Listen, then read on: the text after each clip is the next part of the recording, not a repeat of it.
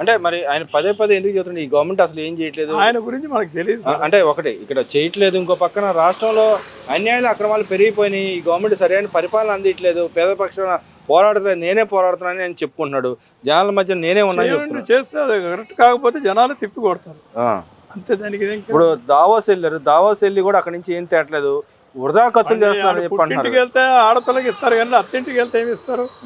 అలాగే అదేమో పుట్టిల్లు కాదు అయింది, ఏదో తీసుకురావడానికి కోసం ఆయన వెళ్ళాల టూర్గా ఒక ప్రణాళికాబద్ధాన్ని మేము రెడీ చేసాం, మేము తయారుగా ఉన్నాం, మీకు కావాల్సిన పరిశ్రమలకు కావాల్సిన వసతులన్నీ కూడా కల్పిస్తాం అని చెప్పానని అవన్నీ చెప్పడానికి వెళ్ళారు. అంతేగాని వెళ్ళంగానే ఏమంటే 25 కోట్లు పట్టుకుని, ₹1 కోటి కాదు కనీసం ₹100 పట్టుకుంటే ఎవరు రారు. ఎందుకంటే వాళ్ళ పరిశ్రమలకు సంబంధించినటువంటి ఒక ప్లానింగ్ చేసుకుంటారు. వాళ్ళు వెళ్ళారు, వాళ్ళు సంవత్సరంన్నర క్రితం వెళ్ళాల, ఇప్పుడు వెళ్ళారంటే దానికి వాళ్ళు ఏం చేసుకుంటారు, దాన్ని ప్లానింగ్ చేసుకుంటారు, వాళ్ళు వర్కౌట్ చేసుకుని అప్పుడు అని రారు. అసలు వెళ్ళినంత మాత్రాన ఏమన్నా వచ్చినాయా? గతంలో ఏమైనా వచ్చినాయి అంటారు? గత సంవత్సరం కూడా వెళ్ళారు, ఈ సంవత్సరం కూడా వెళ్ళారు, ఏమన్నా అసలు సంవత్సరాలకు ఒకసారి జరుగుతుంది అది, ప్రతి సంవత్సరం జరగదు. 2 సంవత్సరాల క్రితం వీళ్ళు వెళ్ళలేదు. అంటే ఇప్పుడే మొట్టమొదటిసారి గవర్నమెంట్ వచ్చిన తర్వాత మొట్టమొదటిసారి దావోస్ అంట. అంటే దానివల్ల ఉపయోగం ఉందంటారా లేదంటారా? ఉపయోగం ఉందండి. 10 మందిలో కనీసం కొంతమంది అయినా వస్తారు కదా. మన లెక్క పెట్టి చెప్పలేము, ఎందుకంటే మనకు అంత అనుభవం లేదు కాబట్టి చెప్పకూడదు. చేసే వర్క్ను బట్టి ప్రజలు నిర్ణయిస్తారు అనేది మటుకు ఫైనల్గా నేను చెప్తాను. ఓవరాల్గా ఇటు సంక్షేమ అభివృద్ధి రాష్ట్రంలో జరుగుతుందంటారు లేదంటారు? జరుగుతుంది కాబట్టి ఎవరు మాట్లాడలేదు, లేకపోతే ప్రజల్లో నుంచి మీకు వ్యతిరేకం మొదలవుతుంది. ఇప్పుడు ఏదైతే యువతకు ఇస్తున్న 20 లక్షల ఉద్యోగాల కోసం వీళ్ళు ప్రయత్నం చేస్తున్నారు, లేకపోతే దేశాలు పోయి జలసాలు చేస్తా ఉన్నారా? జల్సా అనేది అండి, ఏ ఊరు వెళ్ళినా కూడా భోజనం కాఫీ అందరికీ తప్పదు. ఎవరైనా ఏ ఊరు వెళ్ళినా ఎక్కడికి వెళ్ళినా అది ఉండడానికి బసా తప్పదు.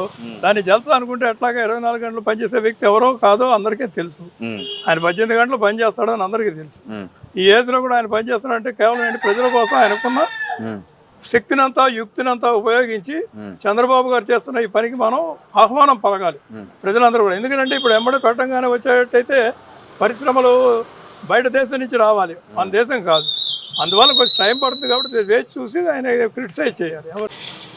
సార్ చెప్పండి, అయితే నిన్న స్పీకర్ గారు పార్లమెంట్ కమిటీ ముందు ఎవరైతే పనిచేయరో ఎమ్మెల్యేలు అసెంబ్లీకి రారో వాళ్ళకి పేమెంట్ ఇవ్వకూడదు నో అని చెప్పి మాట్లాడారు. వాళ్ళ పేమెంట్ రాకూడదు ఇవ్వకూడదు అని చెప్పి మాట్లాడారు. నిజంగా అమెండ్మెంట్ వస్తే ఎవరికి లాభం అంటారు? దేనికి చేయమని అడుగుతున్నారు ఆయన?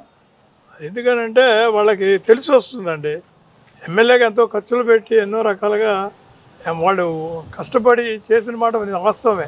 కానీ ఉద్యోగం టైం అది ఒక ప్రజలు ఇచ్చినప్పుడు ప్రభుత్వం కూడా ఆ ఎమ్మెల్యేలకు సంబంధించి ఏమని చెప్తున్నారు, ఫలానా రోజున షెడ్యూల్ పెడుతున్నాం, ఫలానా వానాకాలం సమావేశాలు, ఫలానా శీతాకాల సమావేశాలు అని చెప్పి డేట్ అది అనౌన్స్మెంట్ చేసినప్పుడు దానికి కనీసం అటెండ్ అవ్వాలి.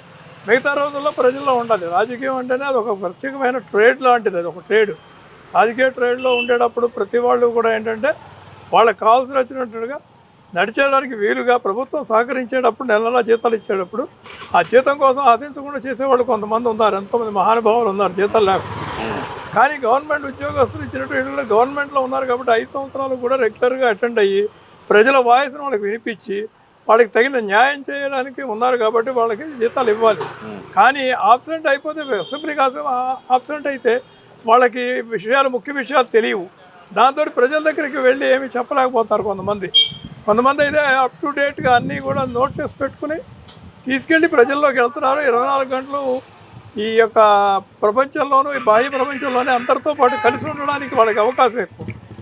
ఇటు అసెంబ్లీకి రాక అటు ప్రజల్లోకి వెళ్ళకపోతే కష్టం. స్పీకర్ గారు ఇంకో మాట కూడా మాట్లాడారు, ఎవరైతే ప్రజల్లో ఉండరో వాళ్ళని రీకాల్ చేయాలా, ఎవరైతే నాయకులు ఉన్నారో ప్రజల చేత ఎన్నుకోబడ్డారో వాళ్ళని రీకాల్ చేయాలని. రీకాల్ అనే విషయాన్ని ఇప్పుడు కాదండి, దాదాపు 15-20 ఏళ్ల క్రితం నుంచి కూడా మోగుతూనే ఉంది. ఎవరో ఒకరు మొదలు పెట్టారు దాన్ని రీకాల్ చేయాలని. అది ప్రజలు చేయవలసింది, కానీ ఒక రూల్గా పెట్టడం అనేది మంచి పద్ధతి. ఎందుకంటే మేము అందరం ఉన్నామండి, చుట్టుపక్కల ఉన్నవాళ్ళు వాళ్ళే ఉంటారు, 200-300 మంది ఏ ఎమ్మెల్యేకైనా. వాళ్ళే దానికి ఇది పోస్తారు, ఏమనే బాబు ఇది పద్ధతి కాదండి మేమేం పిలవట్లేదు అంత ఉత్తి మాట అంటారు. అందువల్ల ప్రజలకు తన చైతన్యం వచ్చి విప్లవం లాగా వాళ్ళంతా వాడు ఇప్పుడు ఏదైనా ఒక యాజిటేషన్ వచ్చిందంటే విశాఖ ఉక్కు మేము పాల్గొన్నాం, దానికి ప్రజలందరూ కూడా మద్దతు పలకడం కాకుండా దానికి వచ్చారు.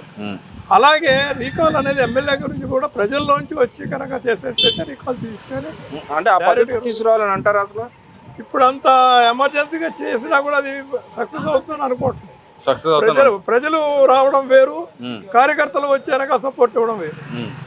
ప్రజల సపోర్ట్ లేనిదే ఏ ఒక్క ఎమ్మెల్యే కూడా గెలవరు కాబట్టి ప్రజల్లోంచి రావాలి. మరి ఈ గవర్నమెంట్ వచ్చిన తర్వాత మీరు విశాఖ ఉద్యమంలో పాల్గొన్నారని చెప్తున్నారు. ఈ గవర్నమెంట్ వచ్చిన తర్వాత రాష్ట్రానికి ఏ విధమైన కంపెనీలు తీసుకురావట్లేదు, ఊరికే వెళ్తున్నారు, దావోస్ అటు ఇటు పర్యటన చేస్తున్నారు తప్పితే వృధా డబ్బులు ఖర్చు చేస్తున్నారని చెప్పి అంటున్నారు. నిజంగానే ఏ కంపెనీ రావట్లేదు అంటారా? ఒక్క మాటలో చెప్పొచ్చు, మనకి ఆల్రెడీ సాగుతుంది. విత్తనం ఏంగానే చెట్టు ఫలం రాదు, కొన్నేళ్ళు పడుతుంది. మామిడి చెట్టుకి అయితే 5 ఏళ్ళు, ఇంకో చెట్టు బొప్పాయి చెట్టుకి అయితే 2 ఏళ్ళు ఇలా టైము.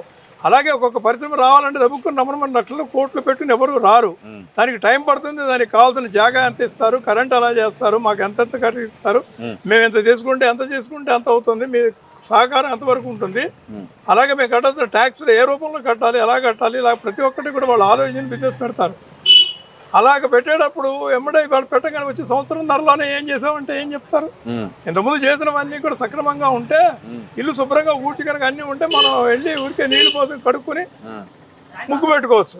కానీ ఇక్కడ గవర్నమెంట్లో అన్ని అవకతవకలని ఆయన చెప్తున్నాడు చంద్రబాబు గారు. చెప్పేటప్పుడు ఆయన మాట ఒకటి సరి చేసుకుంటున్నామని, ఆ సరి చేసుకునే విధానాన్ని కూడా వాళ్ళకి టైం ఇవ్వాలి.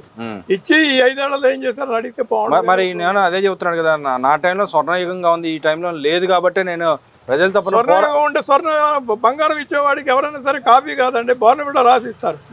మరి అతను స్వర్ణంగానే చేసినట్టయితే ఆయనకి 11 సీట్లు కాదు, మొత్తం అంతా స్టేట్ అంతా ఇచ్చేవాడు. ఇది ఉదాహరణ మాత్రం.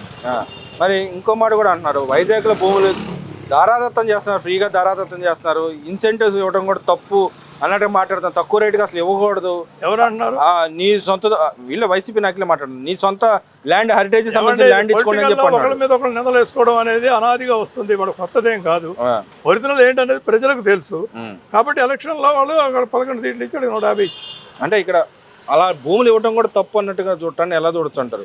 అంటే భూములు ఇవ్వడం అంటే ఒకటి సార్, అక్కడ అవసరాన్ని బట్టి దాన్ని బట్టి వాళ్ళు చంద్రబాబు గారిని అడగగలుగుతున్నారు. మిమ్మల్ని అడిగితే మీరు ఎవరికి ఇచ్చారో మీకు తెలుసు, వీళ్ళు ఎవరికి ఇస్తారో వాళ్ళకి అనుయాయులని కాదు. అక్కడ అవసరాన్ని బట్టి అంటే అంత తక్కువ భూములు ఇవ్వటం మంచిదేనంటారు? అసలు భూములు ఇవ్వడం అంటే అక్కడ ఖాళీగా ఉంటేనే ఇస్తారు. సరే, అదేవిధంగా ఆయన రైతుల గురించి వాళ్ళు మాట్లాడుతూ ఉన్నారు. చంద్రబాబు నాయుడుకి 80 ఏళ్ళు వయసు వచ్చింది, కానీ భూ సర్వే సరిగ్గా చేసిన పాపాన బాగలేదు. గత ఆయన పరిపాలన 4 సంవత్సరాలు సీఎంగా 4 సార్లు సీఎం అయినప్పుడు కూడా నా యొక్క పాదయాత్రలో వచ్చిన దీన్నే నేను చేసుకుని నేను ఒక స్కీమ్ తీసుకొస్తే అది కూడా ఆయన క్రెడిట్ చోరీ పాల్పడుతున్నాడు. భూమండలం అది ఎవరైతే ఏకైక క్రెడిట్ చోరీ పాల్పడే వ్యక్తి చంద్రబాబు నాయుడు అని చెప్పి అంటున్నాడు. నిజంగానే ఆయన చేసే సర్వేల మీద చెప్పిందే వేదంగా అనుకోవడానికి ఏ మాట కూడా ఎవరికి కూడా కాదండి. ప్రాక్టికల్ గా ఎవరైతే చేసి చూపిస్తారో, అడ్మినిస్ట్రేటివ్ గా ఉంటాడో వాళ్ళ మాట లెక్క వాళ్ళ పని చూపిస్తుంది. కానీ ఈ జనాలు చెప్పడమో లేదా వాళ్ళు అంటమనే కాదు. ఎప్పుడు కూడా పని చేసి చూపించిన వాళ్ళు is the correct person for the government. అది అంటే ఇక్కడ చంద్రబాబు నాయుడు నిజంగానే ఆయన చేసిన పనులని ఈయన చేసి చెప్పుకుంటున్నాడు. అసలు ఆయన క్రెడిట్ చోరీ పాల్పడుతున్నాడు చంద్రబాబు నాయుడు గారు. జగన్మోహన్ రెడ్డి గారు చేసిన పనులన్నింటినీ, ఆయన చేసిన పనులు ఉండేది ఓపెన్ గా చెప్పాడు. ఆయన అన్ని చెప్పాడు జగన్ గారు. ఆయన చెప్పడం అన్ని బాగానే చెప్పారు. చేసినప్పుడు చేయనప్పుడు మరి చేసినట్టుంటే గవర్నమెంట్ లో ప్రజల్లో ఎందుకని రాలేదు. ఎవరో ఒకళ్ళో ఇద్దరో చేసింది కాదు కదా, కోట్ల మంది ఉంటే బట్టి ఇక్కడ వాళ్ళంతా డిసైడ్ చేసుకుని గవర్నమెంట్ మార్చుకున్నారు. అంతేగాని అది ఒకళ్ళ క్రెడిట్ కాదు. మరి ఇప్పుడు మామూలుగా అయితే ఎలక్షన్ 5 ఏళ్ళ తర్వాత వస్తుంది. ఈయన ఇంకో సంవత్సరాల తర్వాత నేను ప్రజల్లోనే ఉంటాను, పాదయాత్ర చేస్తానని చెప్పి రాత్రి స్టేట్మెంట్ ఇచ్చాడు. చేయనివ్వండి, ఏమవుతుంది? ప్రజలకు కావాల్సిన పని మీరు చేస్తాను అన్నప్పుడు చేయండి. ఎవరైనా గవర్నమెంట్ కావాలనుకున్నప్పుడు ప్రజలందరూ ఏమనుకుంటారు, ఈ గవర్నమెంట్ అయితే మీకు బాగుంటుంది, ఈ గవర్నమెంట్ అయితే మనకి ఇబ్బంది లేదు, ఈ గవర్నమెంట్ అయితే మనకు టెన్షన్ లేకుండా ఉండొచ్చు, భయం లేకుండా ఉండొచ్చు, ఇవన్నీ కూడా ఆలోచించుకుని ఓటేస్తారు ప్రజలందరూ. కాబట్టి అది మన ప్రజలకి ఇవ్వాల్సిన క్రెడిట్. కానీ మన సొంతగా ఏదో ఒకటి మనం చెప్పేసాం వాళ్ళు చెప్పేసాం అని కాదు. అంటే ఇక్కడ ఓట్లు వ్యవహారాన్ని వచ్చేప్పటికి బేరోజు ఎలా చేస్తారంటారు? అటు గవర్నమెంట్ 5 సంవత్సరాలు బేరోజు చేస్తారా, లేకపోతే సంవత్సరం 6 నెలలు? సంవత్సరం కానీ వాళ్ళకి చేయరండి. ఎందుకంటే వాళ్ళు ఇల్లు కట్టాలంటే కూడా కనీసం హీనంగా ఎంత మీరు 100 మందిని పెట్టినా కూడా ఇల్లు 100 గజాల స్థలంలో కట్టాలంటే కనీసం నెల 15 రోజులు పడుతుంది. ఇలా ప్రతిదాన్ని మనం బేరీ చేసుకుంటారు. వాళ్ళకి ప్రాక్టికల్ ఎక్స్పీరియన్స్ ఎంత ఉంది, నూనె ఎంత కొంటున్నాం, పప్పు ఎంత కొంటున్నాం, ఉప్పు ఎంత కొంటున్నాం, ఇంతకుముందు ఎంత కొంటున్నాం, ఇప్పుడు ఎలా కొంటున్నాం. మరి ఎందుకని పదే ఈ గవర్నమెంట్ ఏం తేవట్లేదు అది ఆయన ఇష్టం అండి, దాని గురించి మనం ఎవరో చెప్పలేదు. అంటే నిజంగా అంటే జనాల్లో కూడా అదొక భ్రమ కల్పిస్తున్నాడు ఏం చేయట్లేదని భ్రమ. పెంచొచ్చు కానీ ప్రాక్టికల్ గా మీకు తెలుసు కదా, ఇప్పుడు 150 రూపాయలు ఉన్న నూనె 120కి వచ్చింది. అలాగే 130, 140 ఉన్నదేమో వంతకి ఎంత వచ్చింది 15. అలాగే కరెంటు కూడా తగ్గింది 13 పైసలు దాకా. కనీసం 5 పైసలు కూడా ఎవరు తగ్గించాల. ఆ 13 పైసలు తగ్గిందంటే మెల్లిమెల్లిగా ఇంకోసారి 13 రూపాయలు కూడా తగ్గచ్చు రేపు. సోలార్ కనుక బ్రహ్మాండంగా కనుక క్లిక్ అయ్యి అందరు ప్రతి ఒక్కళ్ళు కనుక పెట్టి బాధ్యతగా పెట్టుకుంటే కరెంటు మీకు చాలా చాలా తగ్గిపోతే అప్పుడు రేటు పెంచాల్సింది రేపు పోయి కొత్త గవర్నమెంట్ వస్తే తగ్గించారు 13 పైసలు అంటే ఒక సంవత్సరం ధర పట్టింది వాళ్ళకి. అంటే ఇప్పుడు వరకు మీరు అనుకున్నట్టు మీరు ఏదైతే ఈ గత గవర్నమెంట్ చూసారు, ఈ గవర్నమెంట్ వచ్చిన తర్వాత అనుకున్నట్టుగా పరిపాలన ప్రజల్లో చేస్తుందా చేయట్లేదంట? పరిపాలన అంటే అసలు ఏ విషయం మీద బేస్ చేసి చేయాలండి?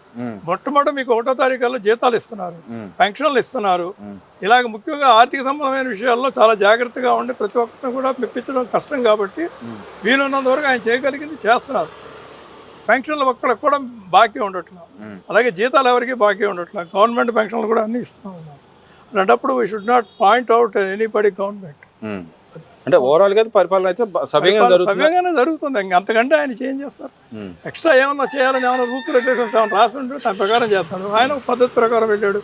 మోడీ గారి సపోర్ట్ ఉన్నది, పవన్ కళ్యాణ్ సహచరుడుగా అతని సపోర్ట్ అతను చేస్తున్నాడు. అందరూ చేయబట్టి ఆయన చేయగలుగుతున్నాడు. ఆయన ఉన్నదాన్ని అందరికీ చెప్పగలిగి చేయగలిగి ఉన్నటువంటి గొప్ప మేధావి. ఆయన మనం ఏమి పోల్చుకోవడానికి క్రిటిసైజ్ చేయడానికి చాలు.